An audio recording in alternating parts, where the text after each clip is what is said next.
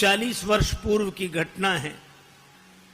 श्रीधाम वृंदावन में एक संत घूमते थे। उन्हें देखकर कोई यह नहीं कहता था कि स्वामी जी आ रहे हैं, संत जी आ रहे हैं, बाबा जी आ रहे हैं। ना, वे एक ही बात कहते थे, जज साहब आ रहे हैं। उन्हें देखकर हर कोई कहता जज साहब आ रहे हैं, जज साहब। एक महात्मा ने पूछा कि इनको जज साहब क्यों बोलते हैं? तो उन संत ने बड़ी अद्भुत बात बताई कि पहले ये जज ही थे। दक्षिण भारत के किसी कस्बा नुमा छोटे से शहर में जज के पद पर थे और उसी शहर के पास एक छोटा सा गांव में रहने वाला एक केवट, वो इतना सरल था, इतना सरल। कोई भी पूछता केवट भैया वो बात कैसी है, तो केवट कहता रघुनाथ जी जाने, मैं तो कुछ नहीं जानता। इतना सरल। लोगों ने उसका नाम रख दिया भोला। कोई कुछ भी पूछता भैया रघुनाथ जी जाने, मैं तो नहीं जानता कुछ, रघुनाथ जी जाने। केवट के 2 बेटे, एक बेटी। बेटी विवाह के योग्य सयानी हुई। बेटों ने कहा कि पिताजी गांव के साहूकार सेठ जी से रुपया उधार ले ले, विवाह के बाद चुका देंगे, हम लोग कमाई करेंगे। ठीक है। सेठ जी के पास गया, 200 रुपए उधार लिया, ब्याज की दर तय हो गई। भाइयों ने बहन का विवाह किया। बेटी घर से विदा हुई पिता के घर के लिए। केवट ने भी घर छोड़ दिया, श्री रघुनाथ जी के मंदिर में ही रहने लगा।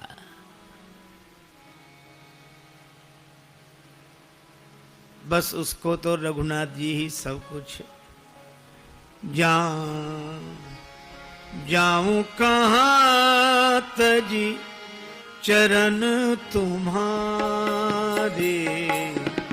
जाऊं कहाँ तजी चरण तुम्हारे, जाऊं कहाँ तजी चरण तुम्हारे, जाऊं कहाँ तज चरण तुम्हारे।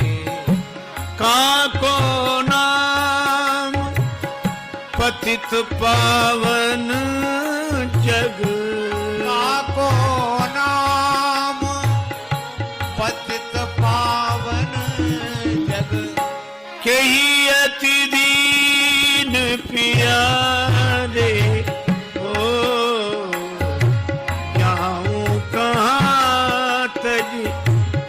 चरण तुम्हारे, जाऊं कहाँ तज चरण तुम्हारे, जाऊं कहाँ तज चरण तुम्हारे। मंदिर में रहता, झाड़ू लगाता, रघुनाथ जी का दर्शन करता, आनंदित रहता। बेटों ने कमाई की, पैसा केवट को लाकर दिया, पिताजी जिनसे उधार लिया है वापस करें। केवट गया, सेठ जी को रुपया वापस दिया, ब्याज दिया। सेठ जी ने रसीद लिख ली, हिसाब किताब चुकता, पाई पाई से पैसा प्राप्त। केवट को दी रसीद, पढ़ो क्या लिखा है। केवट बोला मैं कुछ नहीं जानता, रघुनाथ जी जाने। सेठ के मन में पाप आ गया, ये रसीद हमें दे दो, ये रसीद हमें दे दो, ये कागज हमें दे दो। और दूसरे कागज पर कुछ ऐसे ही लिख कर दिया, पानी ले आओ। वो पानी लेने गया, कागज बदल दिया। केवट जो कागज लेकर आए उस पर ऐसे ही कुछ लिखा था। रघुनाथ जी के चरणों में रसीद समझ के कागज को रखा, फिर अपने कक्ष की अलमारी में रख दिया और प्रसन्न रहने लगा। सिर पर सीताराम फिकर फिर क्या करना, सिर पर सीताराम फिकर फिर क्या करना, क्या करना क्या करना, फिकर फिर क्या करना, क्या करना क्या करना, फिकर फिर क्या करना। सिर पर सीताराम फिकर फिर क्या करना, सिर पर सीताराम फिकर फिर क्या करना। फिर बिगड़े बनेंगे काम फिकर फिर क्या करना, फिर बिगड़े बनेंगे काम फिकर फिर क्या करना। पितु रघुवर श्री जानकी मैया, पितु रघुवर श्री जानकी मैया, फिर क्यों परेशान हो भैया, फिर क्यों परेशान हो भैया। कटेंगे कष्ट तमाम फिकर फिर क्या करना, मेरे कटेंगे कष्ट तमाम फिकर फिर क्या करना। सिर पर सीताराम फिकर फिर क्या करना, सिर पर सीताराम फिकर फिर क्या करना।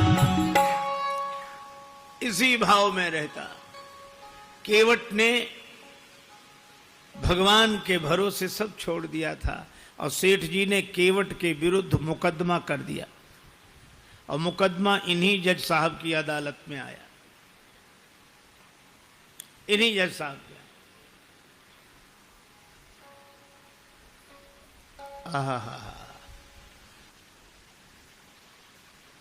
तारीख पर केवट उपस्थित हुआ।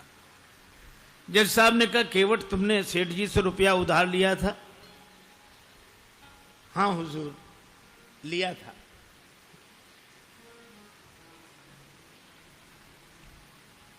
दे दिया? हाँ दिया साहब। कोई प्रमाण है? ये रसीद। जज साहब ने देखा, बोले इससे तो सिद्ध नहीं होता कि तुम रुपया दे चुके हो। केवट रोने लगा, हुजूर माई बाप हम तो इसी को सब कुछ समझे थे। जज साहब को दया लगी, अच्छा रो मत, तुम ये बताओ जब तुमने सेठ जी को रुपया वापस दिया तब तुम्हारे और सेठ जी के बीच में कोई और था? केवट उसी सहजता में बोला कि हमारे और सेठ जी के बीच में उस समय सिवा रघुनाथ जी के कोई नहीं था। उसने लिया रघुनाथ जी का नाम और जज साहब ने समझा रघुनाथ जी इनके गांव के रहने वाले कोई सज्जन होंगे। अच्छा तुम जाओ, अगली तारीख को आना।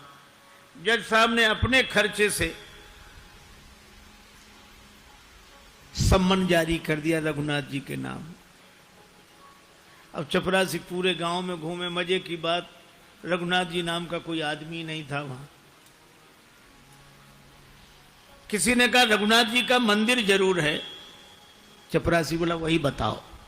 मंदिर पर गया, पुजारी जी बाहर बैठे सीताराम सीताराम सीताराम सीताराम सीताराम कर रहे थे और जो चपरासी ने देखा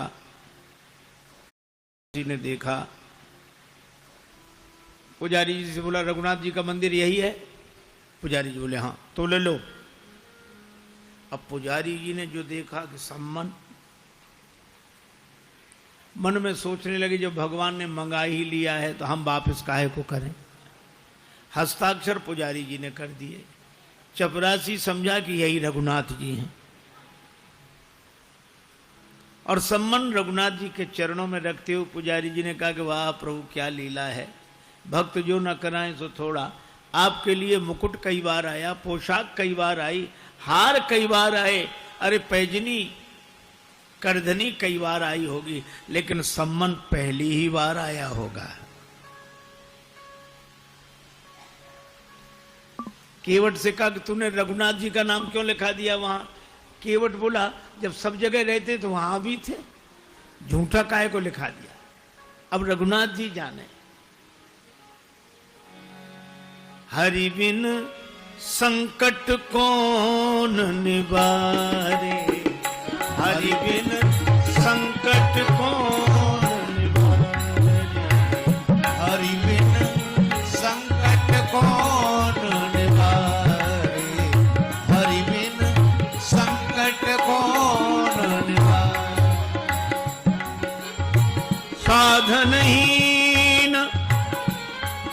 मलिन दीन में जाऊं कही के द्वारे,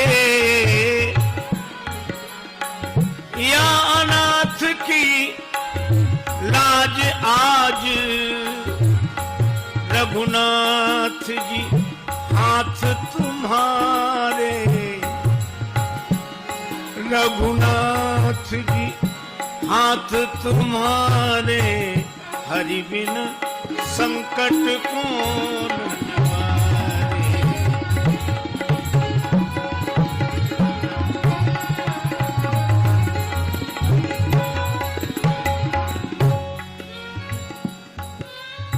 एक ही भरोसा, जाएगी लाज तुम्हारे, जाएगी लाज तुम्हारे, नाथ मेरो कहा बिगड़े गो, जाएगी लाज तुम्हारे।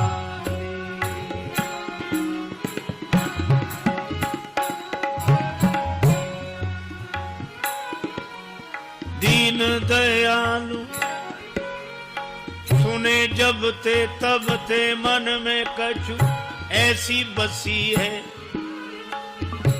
जाऊं टेरूं कहां और जाऊं कहां, बस तेरे ही नाम की फेंट कसी है।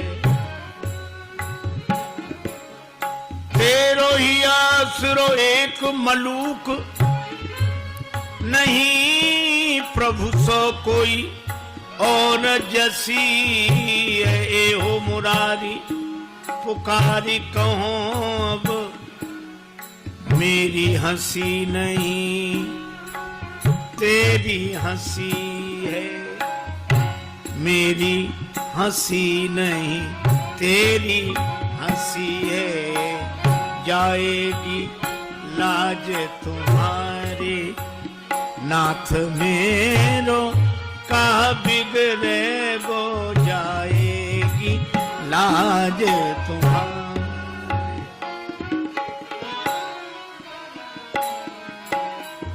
वह निश्चिंत रहता।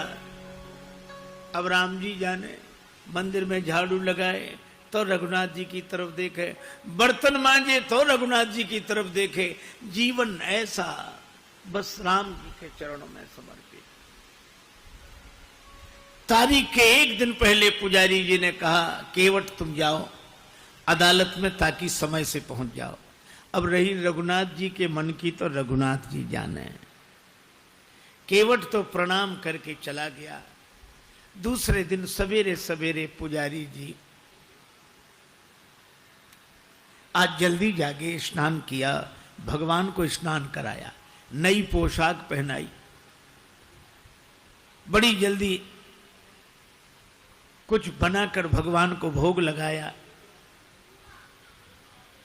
सोच रहे थे आज भगवान को पहली बार बाहर जाना है, कपड़े अच्छे होने चाहिए, कुछ खा पी के जाएंगे तो भूखे नहीं रहेंगे। लेकिन आंखों में आंसू भरकर यही कहते, जाइए जरूर, उसका आपके अलावा और कोई नहीं है, आपके अलावा और कोई नहीं है। आंसू भरकर पुजारी जी प्रार्थना कर रहे हैं। उधर केवट पहुंचा अदालत में। जज साहब ने कहा, केवट तुम्हारे गवाह कहां हैं? केवट बोला, हुजूर वो तो सब जगह रहते हैं, यहीं कहीं होंगे, यहीं कहीं होंगे, बुलवाओ। चपरासी को आदेश हुआ। चपरासी ने कहा, रघुनाथ हाजिर हैं, रघुनाथ हाजिर हैं, रघुनाथ हाजिर हैं, रघुनाथ हाजिर हैं, हाजिर हैं। ऐसे 3 नारे जो लगाए हैं तो क्या देखा, चाल लटपटी सी, एक वृद्ध की झुकी सी देह। लड़खड़ाते हुए एक बूढ़ा आदमी लाठी टेकते हुए आ रहा है, वहीं से इशारा कर रहा है कि आ रहा हूं।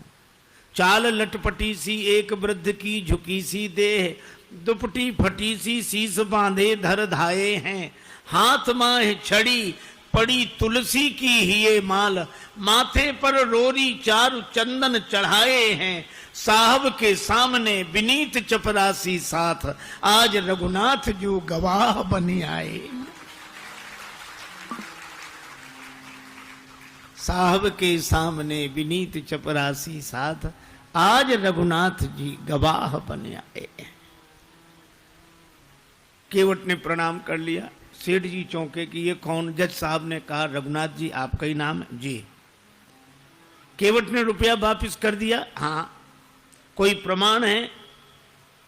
सेठ जी ने खुद रसीद लिख ली थी। बेईमानी आ गई मन में, दी नहीं केवट को। सेठ जी को यहीं रखा जाए, इनकी बैठक में रखा हुआ रजिस्टर मंगाया जाए। उस रजिस्टर में वो रसीद अब तक सुरक्षित है। सर्वांतरयामी भगवान से क्या छिप सकता था? चपरासी को भेजा गया, रजिस्टर मंगाया गया और रसीद मिल गई। सेठ जी दंडित हुए। केवट भाई जित बरी हुआ। गवाह महाराज तो चले ही गए थे। अपने चैम्बर में जज साहब ने केवट को बुलाया। केवट एक बात पूछे? हाँ पूछिए हुजूर। ये रघुनाथ जी कहाँ रहते हैं? केवट ने कहा हुजूर यहां हम रहते हैं। तो तुम कहां रहते हो? कहां जा? रघुनाथ जी रहते हैं। तो तुम दोनों एक ही गांव के रहने वाले हो? अरे गांव एक ही जगह के। एक ही जगह के? कौन है ये तुम्हारे गांव के? अरे सरकार, पढ़े लिखे लोगों को समझाना मुश्किल होता है। अरे ये वो हैं जिनका मंदिर है। मंदिर के पुजारी तो लग नहीं रहे थे, और मंदिर इन्होंने बनवाया हो ऐसी हैसियत नहीं दिख रही थी। केवट ने कहा हुजूर ये वही हैं जो मंदिर में बैठे हुए हैं। जय हो जय हो। मंदिर में विराजमान है ये। अब जज साहब चौंके, चपरासी को बुलाया। चपरासी कांप रहा था। हुजूर जिस आदमी ने हस्ताक्षर किए थे वो ये नहीं था। जब सारा रहस्य पता लगा तो जज साहब रोने लगे। रोते रोते बंगले पर गए। लोगों ने पूछा क्या बात है, रो क्यों रहे हो? तो उन्होंने यही कहा, शुक सारद नारद शेष गणेशहु, सुख सारद नारद शेष गणेशहु, के नहीं ध्यान में आते रहे, सोई आज विनीत अदालत में, केवटा के गवाह कहाते रहे।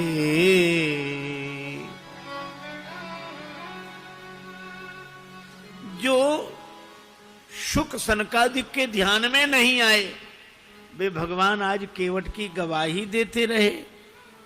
तो किसी ने कहा कि आप रोते क्यों हैं, खुश होना चाहिए।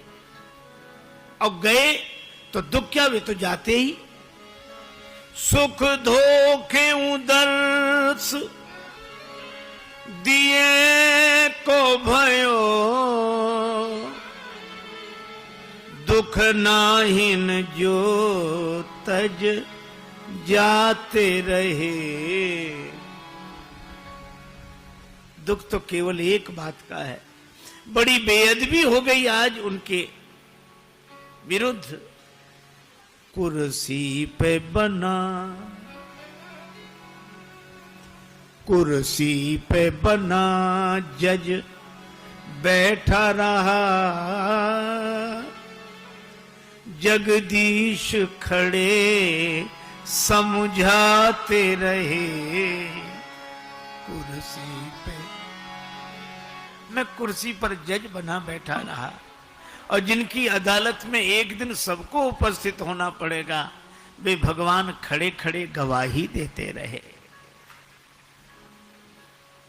ऐसा भाव भरा रोते रहे, पद से इस्तीफा दे दिया, साधु बनकर वृंदावन आ गए। वृंदावन आकर भी भगवान के मंदिर के अंदर नहीं जाते थे, सड़क पर बाहर से ही धूल माथे पर चढ़ा लेते। क्यों? यही सोचते थे, आ तो गया हूं मगर जानता हूं तेरे दर पे आने के काबिल नहीं हूं।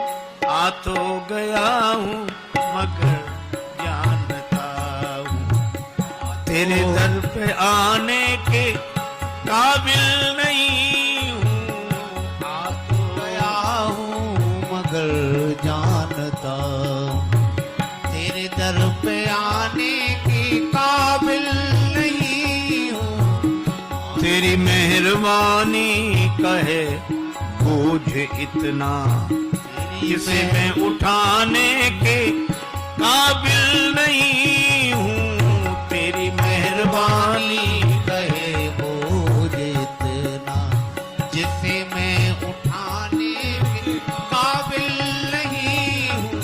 आ तो गया हूँ मगर जानता जमाने की चाहत ने मुझको भुलाया, तेरा नाम मेरी जबां पे न आया। खतावार हूं मैं, गुनाहगार हूं मैं, खतावार हूँ मैं, गुनाहगार हूँ मैं। तुझे मुंह दिखाने के काबिल नहीं हूँ। तुझे मुंह दिखाने के काबिल नहीं हूँ। आ तो गया हूँ मगर जानता तेरे माना की दाता हो तुम कुल जहां के, मगर कैसे दामन में फैलाऊं आके। जो अब तक दिया है वही जय हो। कम नहीं है। जो अब तक दिया है वही कम नहीं है। कर्जा चुकाने के काबिल नहीं हूँ। ये कर्जा चुकाने के काबिल नहीं हूँ। आ तो गया हूँ मगर जानता हूँ। आ तो गया हूँ मगर जानता हूँ। 40 वर्ष पहले तक ब्रज वीथियों में उनका दर्शन होता था। ये सत्य घटना है, इस युग की घटना है।